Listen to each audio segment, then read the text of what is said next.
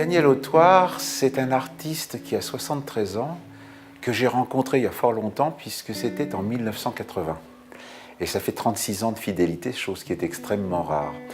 Je l'avais choisi à l'époque parce qu'à l'époque, en les années 80, partout, dans toutes les galeries, il n'y avait que de l'abstraction. Et son travail frais, venant d'un travail beaucoup plus graphique, beaucoup plus figuratif, détonnait complètement par rapport à l'art de l'époque. Il allait être finalement le joint entre le monde de la BD et le monde de la peinture classique et traditionnelle. L'exposition s'appelle Out of Order, un nom bien anglais. Out of Order veut dire hors service. Donc c'était l'idée du passage du téléphone bakélite au téléphone portable. Pour lui, c'est un changement de monde, puisque les comportements, à partir du moment où il n'y a plus de fil, sont complètement changés, les attitudes sont changées. Il travaille à l'ancienne, quelque part, parce que quand il était petit, son maître d'école avait décelé son don et on lui a fait recopier un tableau de Lautrec.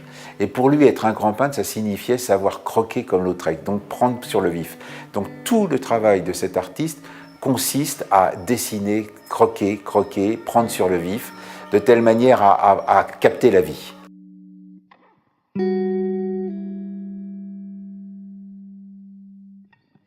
Ces détails sont faits sur des carnets de croquis, il y a des milliers de croquis, et il les reprend après pour construire une œuvre en se servant de cette banque qu'il a fabriquée au cours du temps.